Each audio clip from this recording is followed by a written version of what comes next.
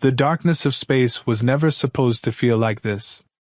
Elena Whitmore sat strapped into the pilot's seat of the Astra 9, her helmet off, her eyes fixed on the infinite canvas outside the glass dome.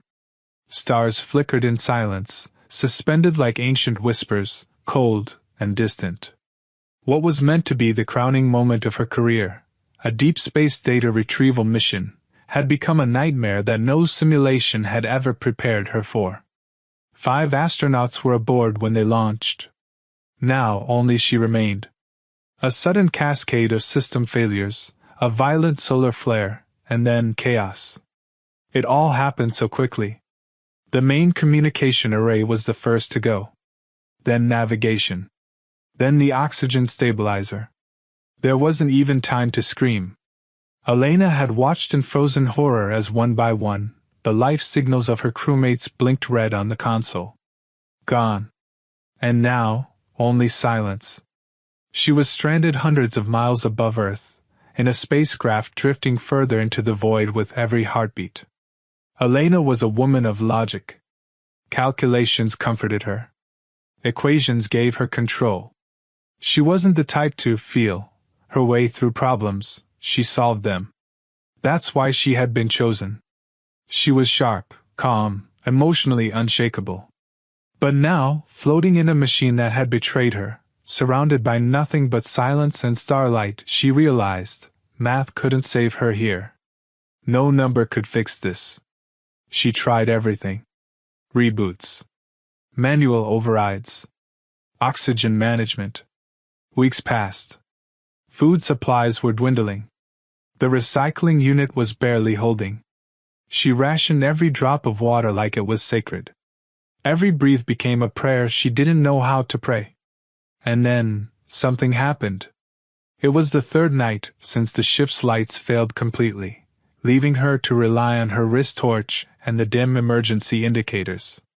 Her stomach was hollow. Her muscles ached. But her mind was cracking. Sleep came and went in patches, like clouds over a dying sun. She had just closed her eyes again, letting herself drift off into that fragile space between dreams and despair, when she heard it. A sound. Soft. Distant. Not a machine. Not an alarm. Not a hallucination, at least she didn't think so. She sat up, her heart pounding in her chest. There it was again. A voice. It didn't speak a language she recognized. It didn't sound like Earth. And yet, it wasn't frightening. It was beautiful. Clear. Melodic. Gentle. Like something calling her from far, far away.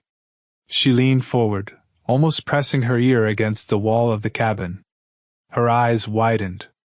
The sound was not external. It was inside her ears. No, deeper. Inside her. Inside her soul. Allahu Akbar. She didn't know what the words meant. But the way they were said, the rhythm, the rise and fall, it felt like light weaving through the dark. Her breath caught. She had grown up with no religion. No concept of God.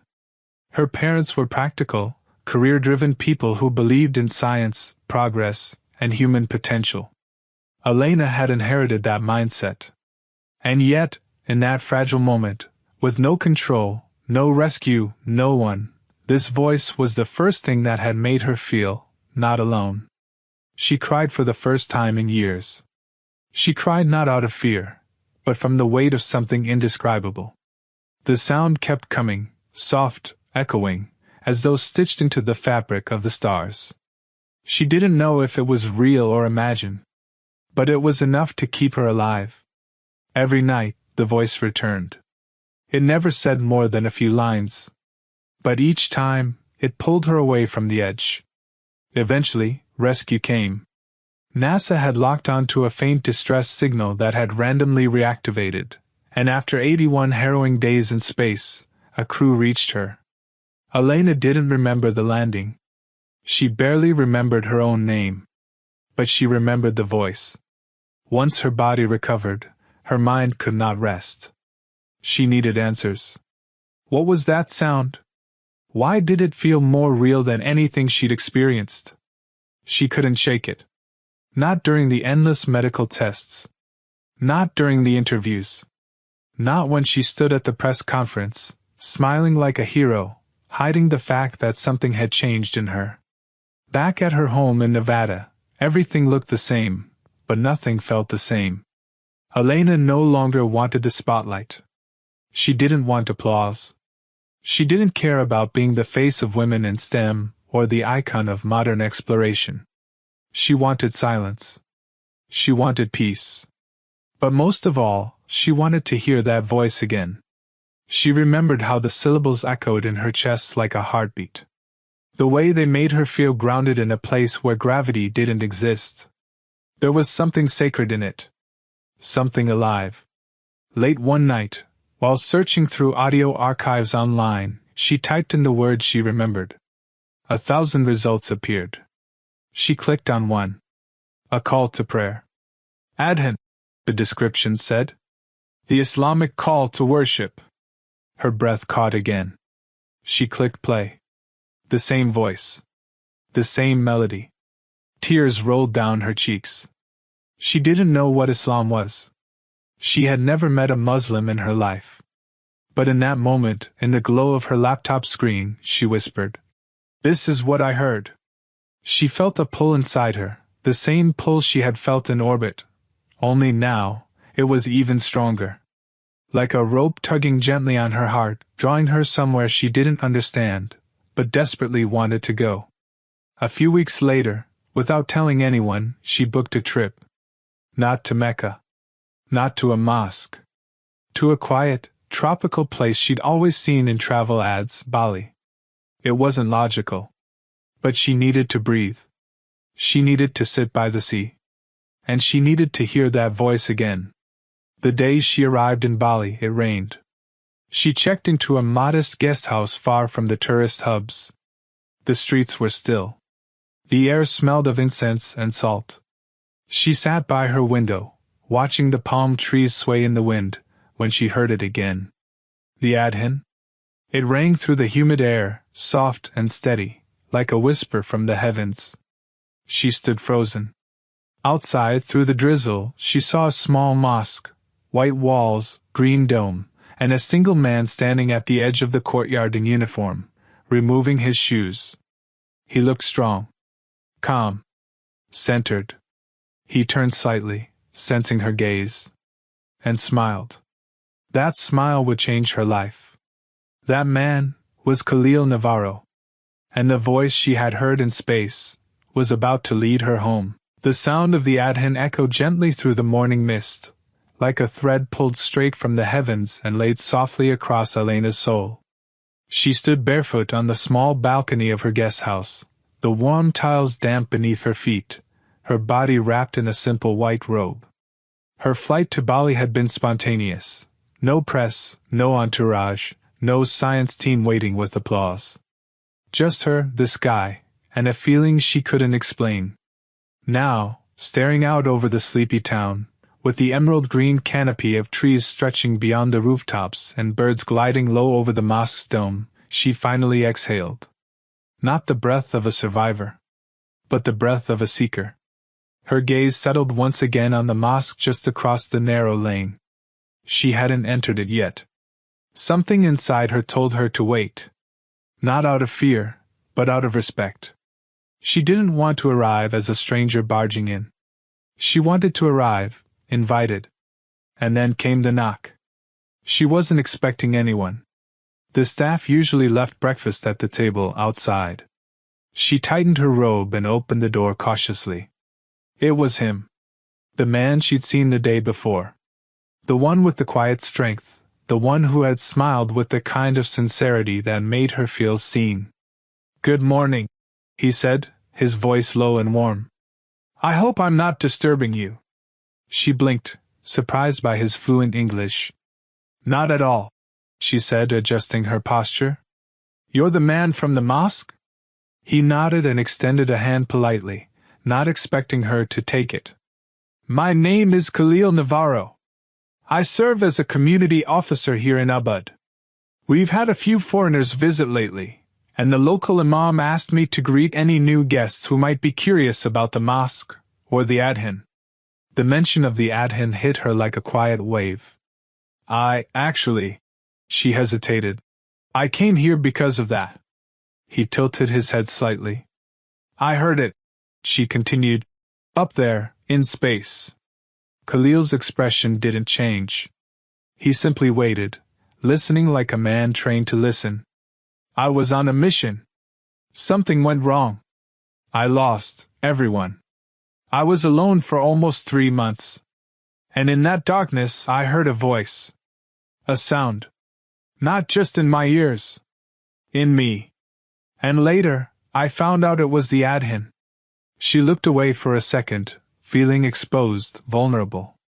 I don't know what it means. But it changed me. Khalil smiled again, a gentle, knowing smile. Would you like to come inside the mosque?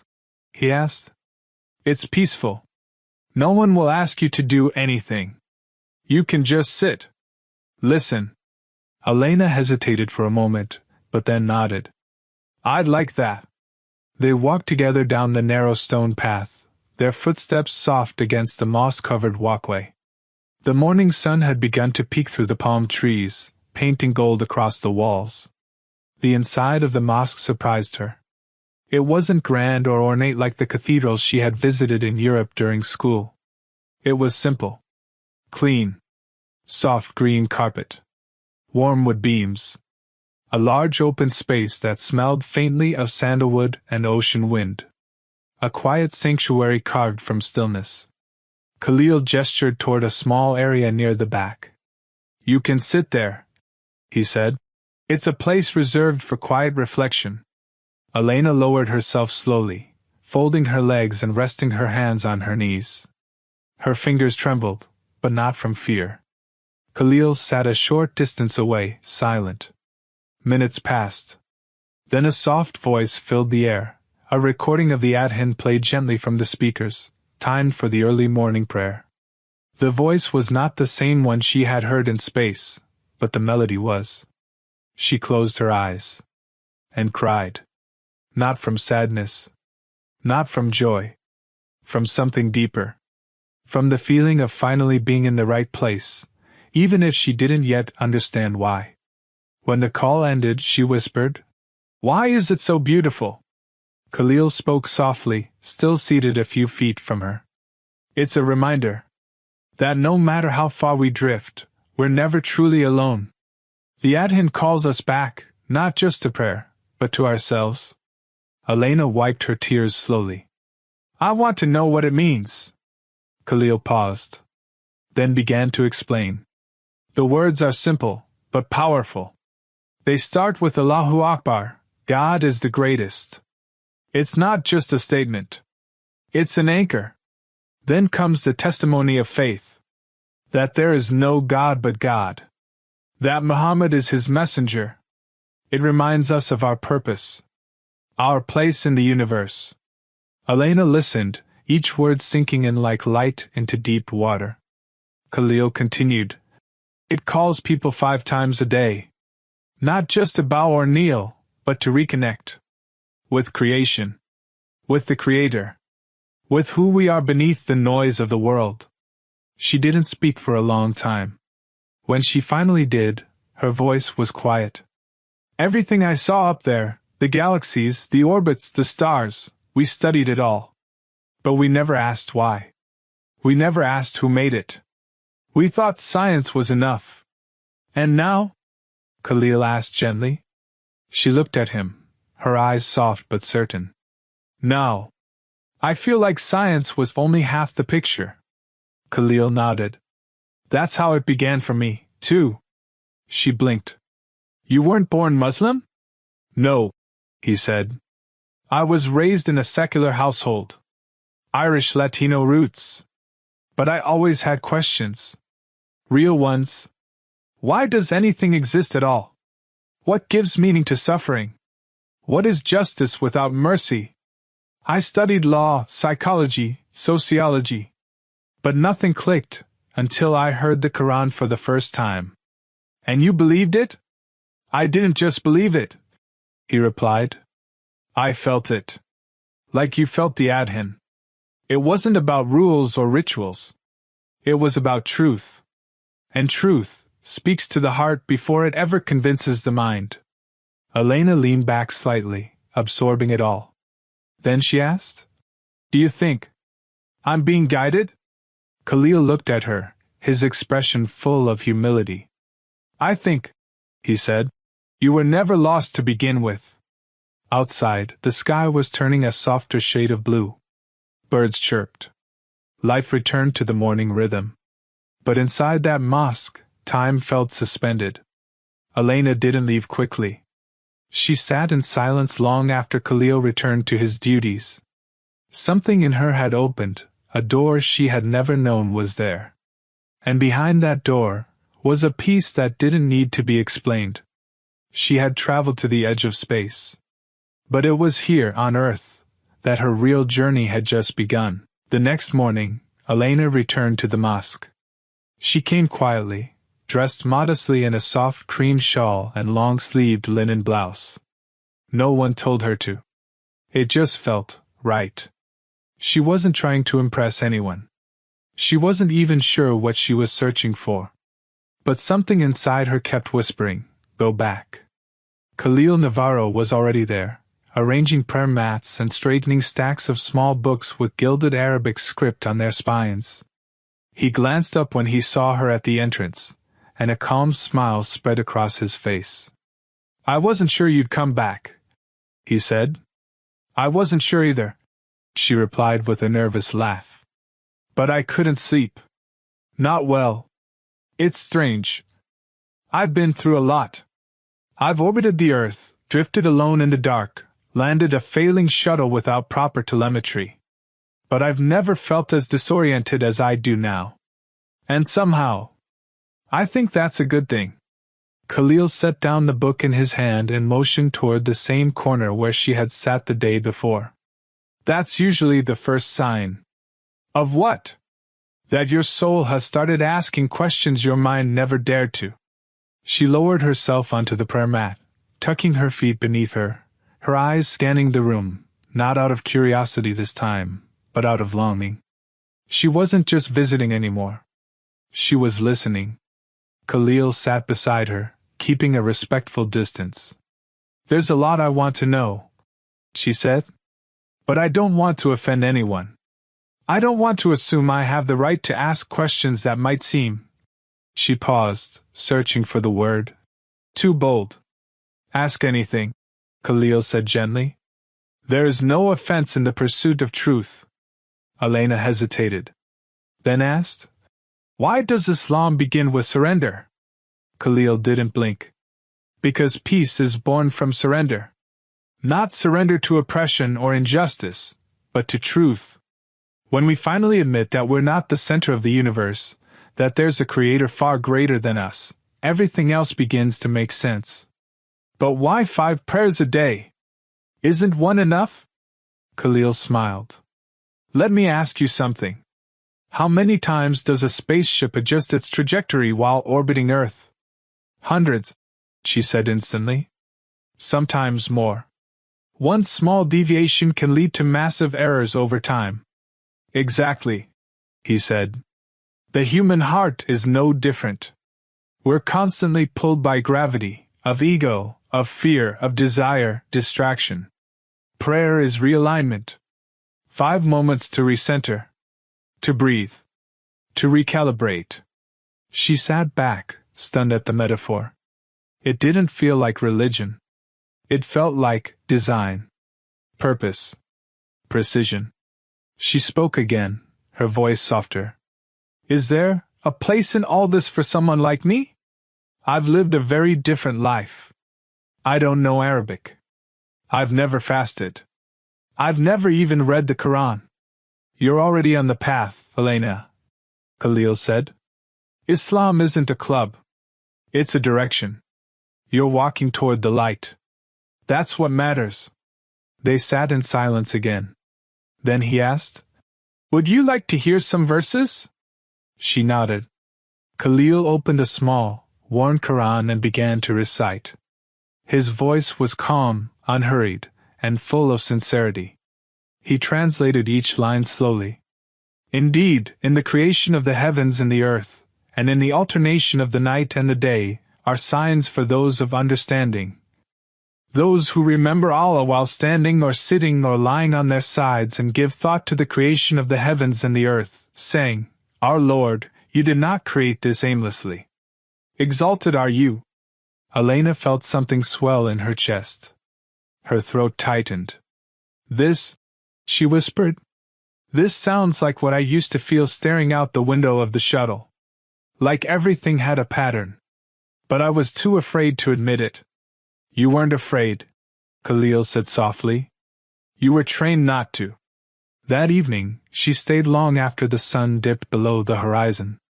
The stars began to appear, familiar constellations from a different perspective. Not from a spacecraft this time, but from the earth, and from the soul.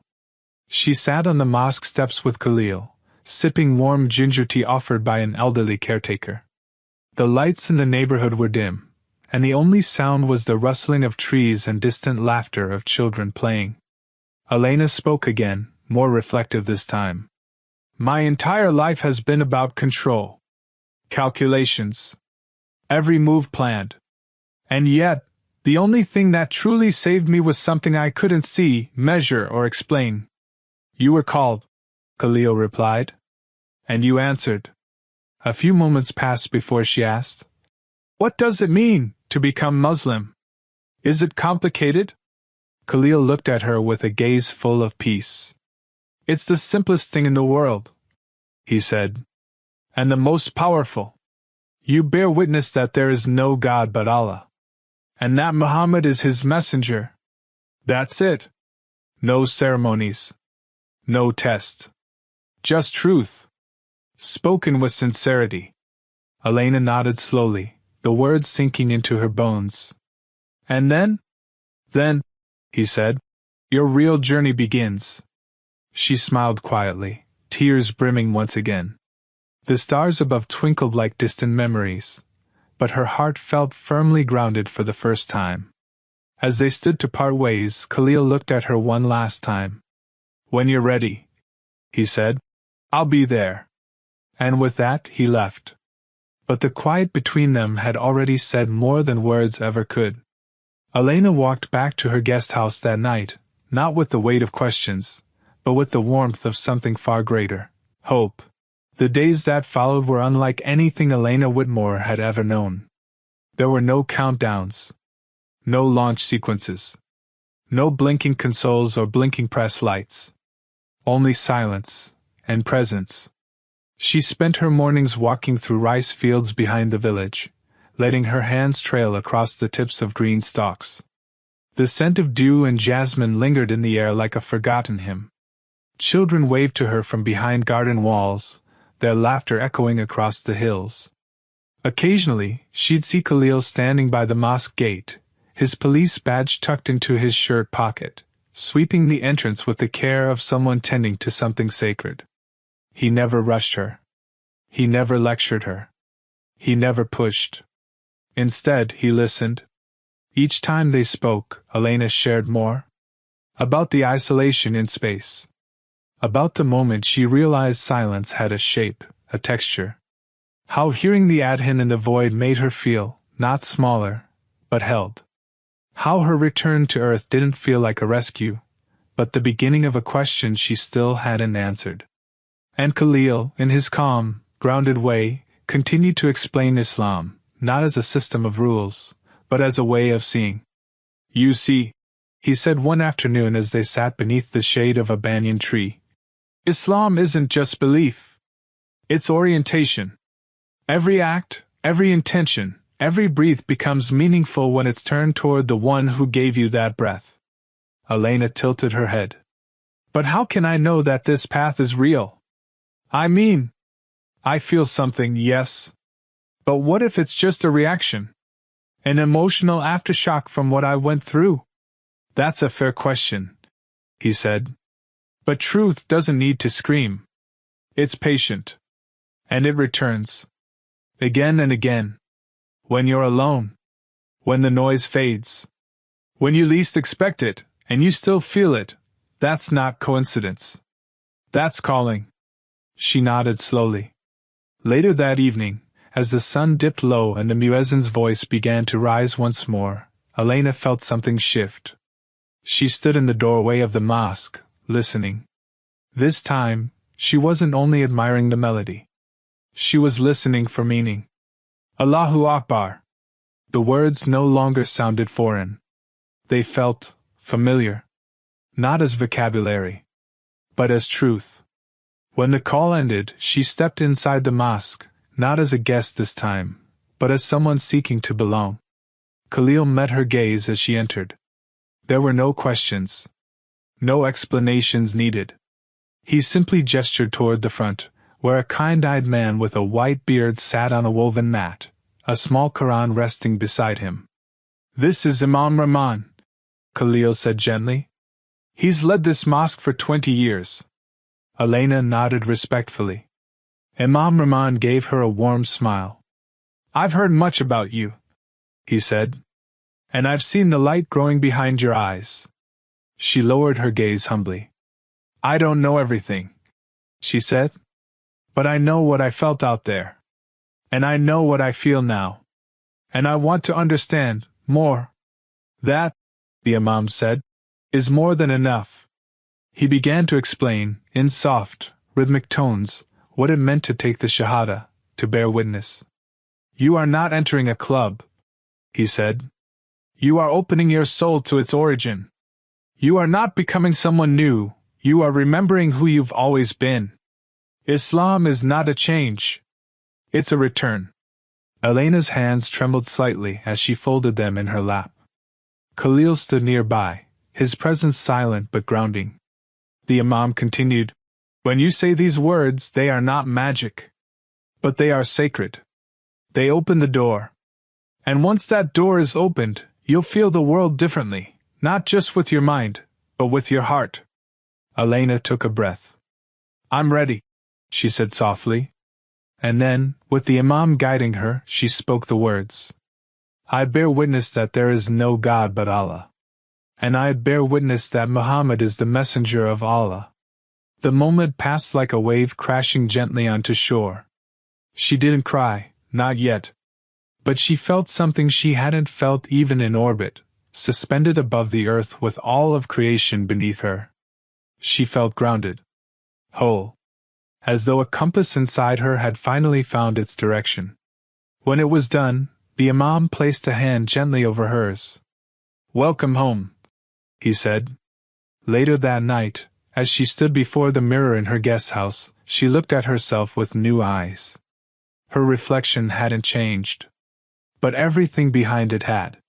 She opened the drawer of her suitcase and slowly pulled out the light gray scarf she had bought from a small village stall earlier that week.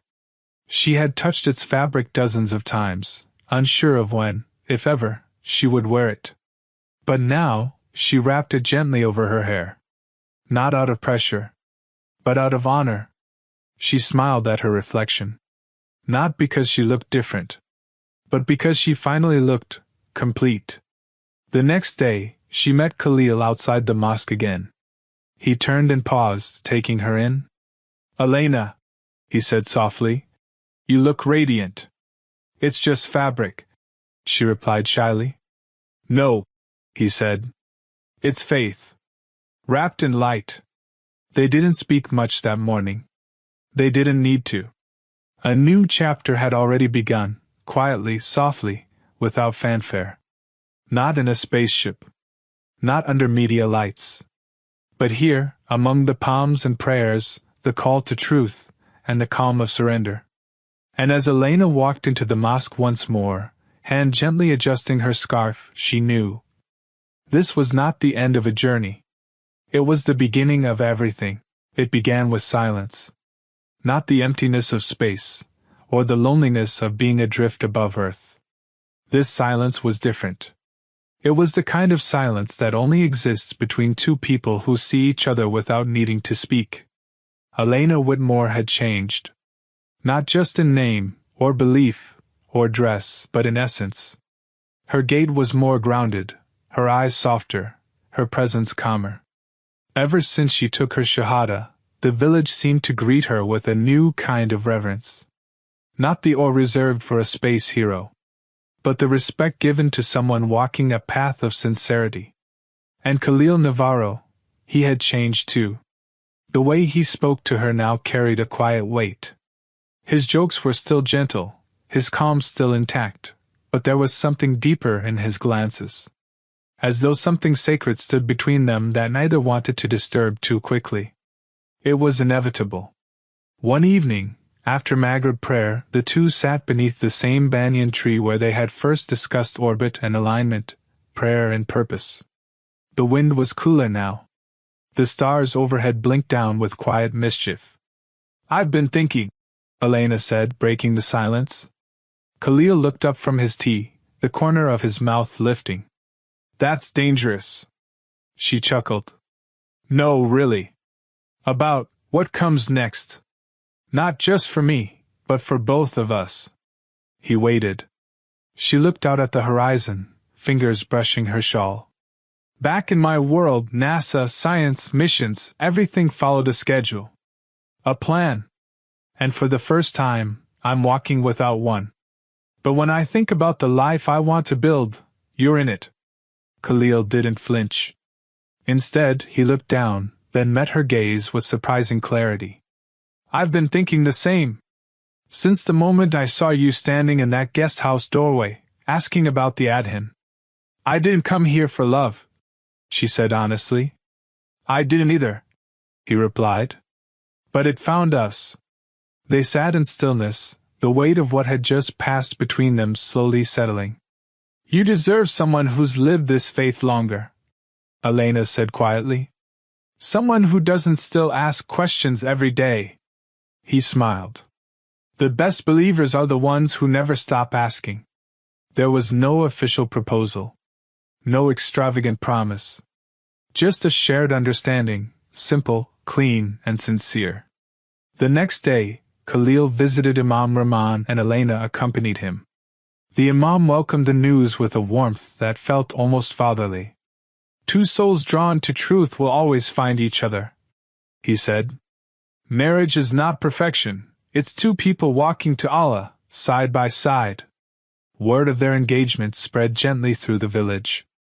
A quiet buzz of excitement rippled through the small community that had grown fond of the American woman who now prayed with them, laughed with their children, and studied the Qur'an with the elderly women every afternoon. Elena's heart felt full. But she couldn't help but think of the world she had left behind. NASA hadn't heard from her since her trip to Bali began. She had avoided the calls, the emails, the media interview requests. She wasn't ready to explain to the world what had changed in her, not yet. But part of her knew that silence wouldn't protect her forever. The wedding was set for the end of the month. A modest ceremony. White flowers. A small courtyard. A simple white dress with sleeves that whispered elegance. Her hijab pinned delicately, her eyes glowing with a serenity that no camera flash had ever captured before. The night before the wedding, she sat alone in the prayer room of the mosque, speaking quietly to Allah. Not in Arabic. Not in perfect phrases. But in her own language, from her heart.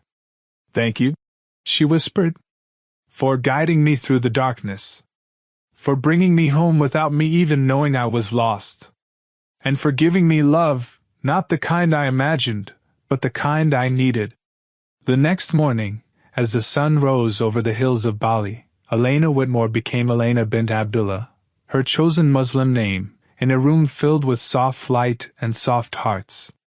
Imam Rahman led the nikah, and Khalil Navarro's voice was steady when he accepted the marriage contract with, "Qabiltu, I accept." They sat side by side, their foreheads touching gently after the ceremony. A silent prayer passed between them. That night, the stars seemed to shine a little closer. But the peace wouldn't last untouched. A week after the wedding, Elena received an email with the NASA emblem in the header. The subject line was simple. "Status request, Dr. Whitmore." Her hands trembled slightly. She hadn't used that title in months. When she opened the message, Her eyes scanned the lines with a mix of nostalgia and dread. "Dr. Whitmore, we are reaching out due to your prolonged absence from the agency. While we understand personal matters may have required your attention, your recent media silence and the information circulating about your religious conversion have raised concerns among senior leadership. We would like to schedule a call to discuss your future role at NASA." There it was. The line between two lives was beginning to blur. She closed the laptop slowly. Khalil found her later that night sitting by the open window, her scarf loosely wrapped, her hands folded. "They've written," she said softly. "I figured they would," he replied. "They want to talk about my future with the agency." "And what do you want?" Elena turned her face toward him. "I want both. I want to share the sky, but not lose the light I've found. I want to speak about the universe and still speak to Allah. I don't want to choose between stars and faith." "You don't have to," Khalil said. "But they may ask you to." A long silence followed. Then she spoke with certainty. "Then I'll show them that I am still who I was, only better. That faith hasn't made me weaker. It's made me more complete." Khalil leaned closer, resting his forehead gently against hers. "We'll face it together." Elena smiled, tears forming again. Not from sadness, but from knowing that the journey was far from over. But this time, she wouldn't be walking it alone. The day of the meeting arrived. Elena sat in a small office near Ubud's community center, her laptop open, the NASA video call screen already glowing. A soft breeze drifted through the open window behind her, carrying the scent of frangipani and distant rain. She glanced once at her reflection in the dark monitor, her hijab neatly wrapped, her expression calm. But her heart pounded like a launch countdown. She wasn't afraid. Not exactly. But she knew what this moment represented. For years, NASA had been her universe. Her name was engraved on mission patches, her voice recorded in countless simulations, her presence revered by interns and engineers alike. But now, she was no longer just Dr. Elena Whitmore, astronaut. She was also Elena bint Abdullah, a Muslim woman. And for some people in that building back in Houston, that shift was harder to orbit than space itself. The screen flickered. "Dr. Whitmore," said a man in a sharp gray suit, his voice clipped and formal. "Thank you for joining us."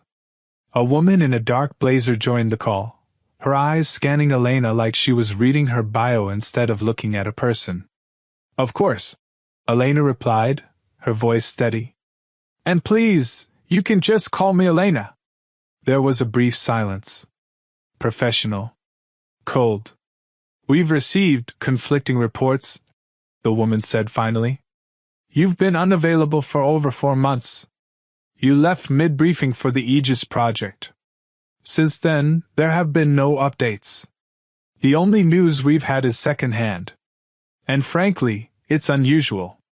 "I understand," Elena said. "That's why I'm here."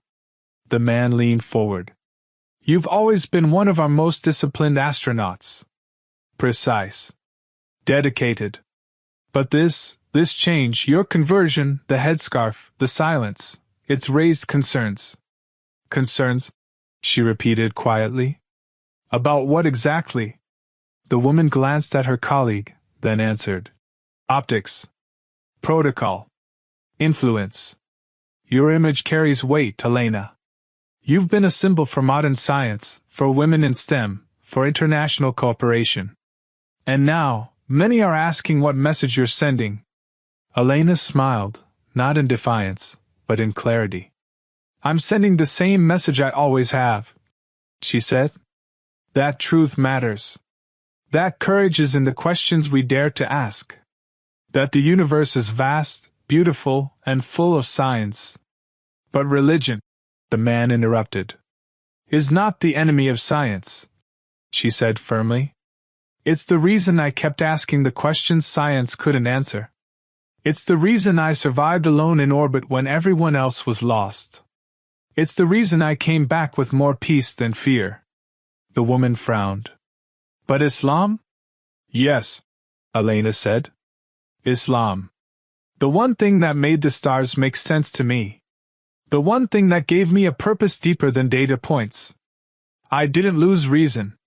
I found meaning. The call grew still. The man adjusted his collar. Be honest, Elena. Do you intend to continue in the agency while visibly practicing this faith? She looked straight at the camera. Yes. I intend to live with integrity. With or without your permission. It wasn't a threat. It was a declaration. A moment later, the woman nodded slowly, though her face remained unreadable. We'll be in touch, she said. The screen went black. Elena sat for a long moment, letting the silence settle again. But this time, it wasn't space silence. It was the silence of resolve. Khalil entered the room moments later, holding a small cup of warm tea. You didn't raise your voice, he said with a quiet smile. I didn't need to, she replied. The truth speaks loud enough. The weeks that followed were full of transitions. Rumors spread back home. Some praised her courage. Others criticized her shift. And behind closed doors, decisions were made. Eventually, a letter arrived. NASA officially thanked Elena for her years of service.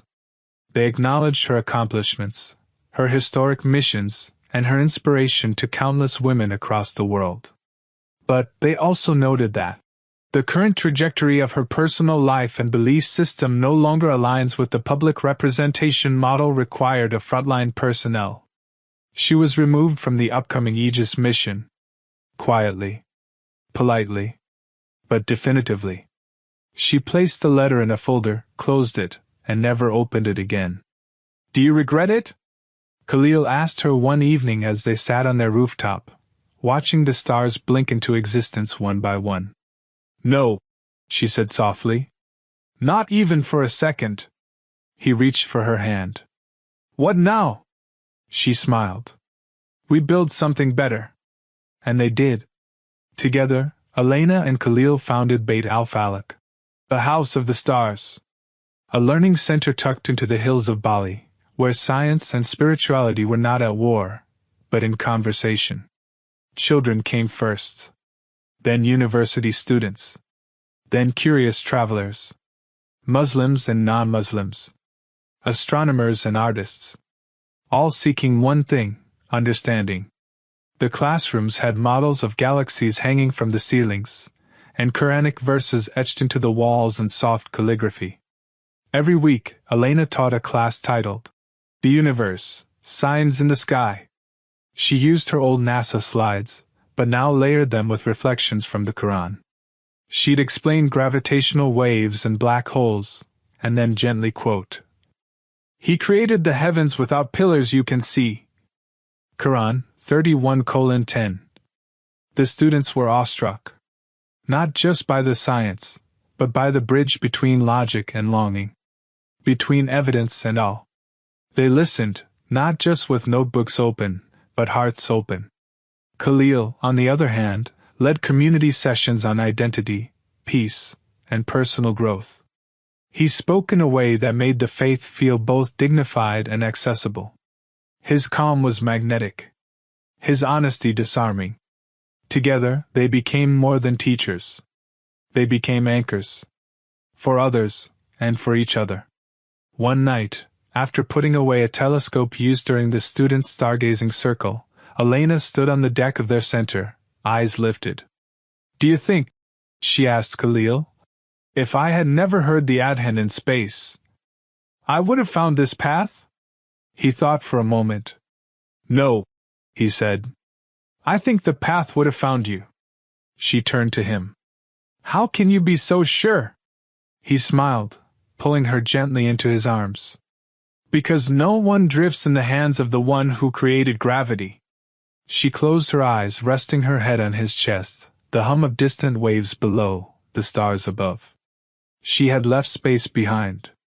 But now, she was part of something infinitely wider. The Adhan echoed softly through Beit al-Falak as the sun dipped behind the hills, painting the walls in gold. The peace outside sharply contrasted with the storm inside her chest. She hadn't spoken to them since her quiet resignation from NASA and marriage to Khalil. Their only message weeks ago had been, "Is it true?" She never replied. Khalil entered silently, read her expression, and placed a steadying hand on her shoulder. "Hi," she said. Her father answered first, tentative. "Elena." Then her mother's sharp voice followed. "Where have you been?" "In Bali. You walked away from your life. Your mission. Your identity. Do you even know what people are saying? You were the future of space science, and now this?" Elena's voice was calm. "I didn't walk away from myself. I walked toward truth." "You were Elena Whitmore," her mother insisted. "NASA's youngest lead pilot. The asteroid mapper. What happened to that girl?" She saw the universe and heard something in its silence that changed her. Her father cut in. "Islam?" "Yes. Elena, your silence and transformation have become headlines. Do you realize what this is doing to your legacy?" "I care about truth, not legacy." "And Khalil?" her mother added bitterly. "Some village policeman? He never pushed me. He just gave me space to discover what I never dared to ask." A pause. Then her father, more gently. "Are you happy?" A tear slipped down her cheek. "Yes. Truly. Will you come home?" "This is home now. But I'd love for you to visit." Her father sighed. "We'll need time." "I understand." After the call, she sat in silence. Khalil held her hand. "They love you. They just can't see clearly through fear." She nodded. "I just wish they could feel what I feel." "They will," he whispered. Beit al-Falak blossomed. What began as a local project became an international hub for seekers, scientists, artists, wanderers.